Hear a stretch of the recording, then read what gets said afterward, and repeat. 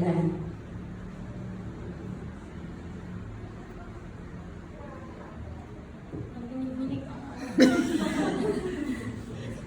It can cause anxiety, depression, and leads to suicide. I feel lost, not enough, unappreciated, and unloved. Pero dahil sa may anak ako, kailangan kong lumaban na magpatuloy sa buhay.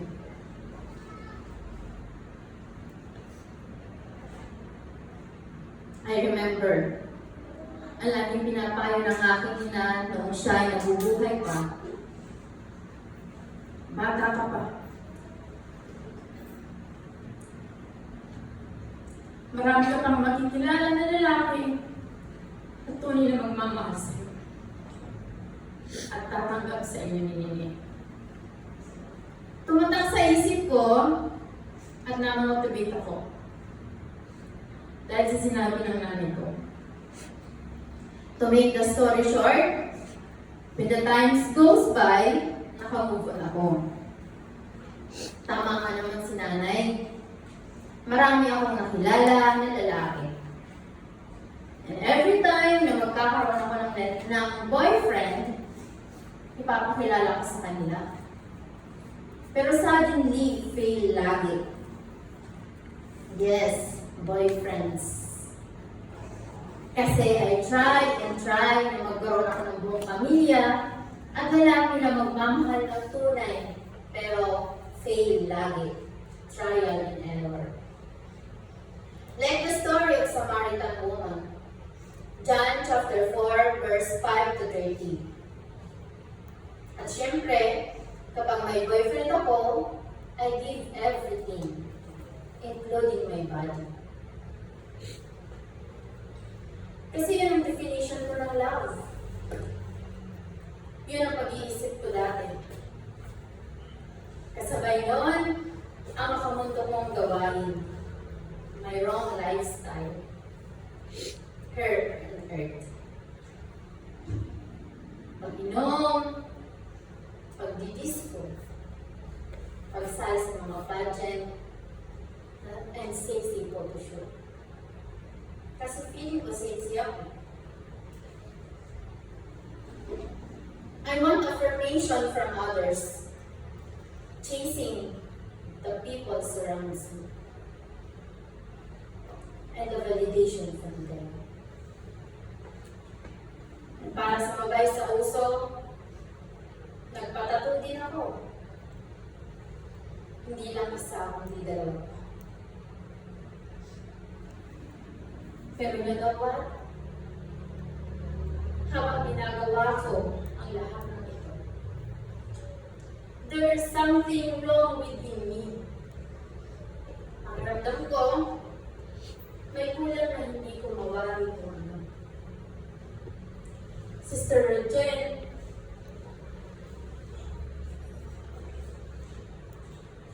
Sister Ate,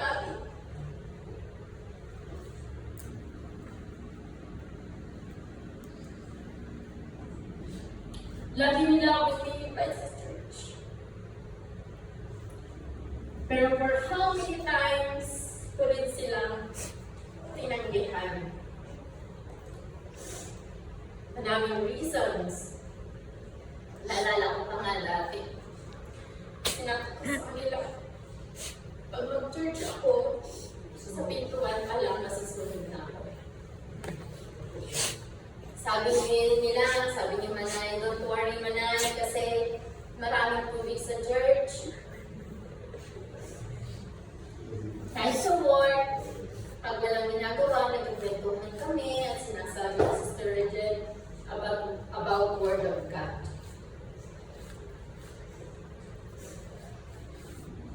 Kapag sa labas naman, may kakap kami ng Ate-Abi, pamagdamagan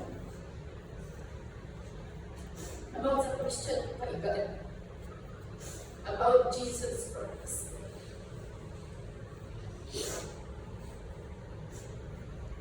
Doon nagsimula ang curiosity ko. I time na makilala ko si Bro Julius, a Christian, a believers, ang maano magkakit. I decided to attend a Christian church. Kasi believer siya, tapos ako ang kamandong gawain ang ginagawa ko. In short, unbelievers. 2 Corinthians chapter 6, verse 14 says, do not be unequally yoked with the unbelievers. This phrase suggests that forming close relationship, a partnership with unbelievers can lead to conflict and difficulty. At praise God, dahil hindi naman ako nasunog pagpunta ko dito sa church at hanggang ngayon, nandito sa harap ng nakatayo. Sharing kung paano kumilos ang Lord sa buhay ko. Last year, month of May, I started seeking God. Matthew chapter 6 verse 33 says, but seek first His kingdom in His righteousness, and all these things shall be given. These things will be given to you as well. As I continue to seeking Him, masasabi kong amazing God. This is one of my favorite Bible verse, Galatians chapter 2 verse 20 says, I have been crucified with Christ, and I no longer live, but Christ lives in me. The life I now live in the body, I live by faith in the Son of God, who loved me and gave Himself for me. Masarap basahin at pakinggan. Mapapa-question ka na lang talaga, Lord, sino ba ako para ibigay mo yung buhay mo sa akin? Ganun mo ako kamahal? Hiningi mo pa nga kami ng kapatawaran dahil hindi namin alam ang aming ginagawa. Luke chapter 23 verse 34, Father, forgive them, for they do not know what they are doing. Imagine mga kapatid, tayo pa din ang iniisip niya kahit nasa bingit na tayo, magbingit na siya ng kumatayan. Ganun niya tayo kamahal. Yung kahit ang dumi-dumi ko, pero halika dito, yayakapin kita. Yung assurance na yakap-yakap ka ng tatay mo, at yung pangako niya, He will provide all our needs. I found the love that I'm looking for the relationship, for the demands from people. The love I found only for Him. Sa Kanya ko lang matatagpuan. And He gave me a real crown.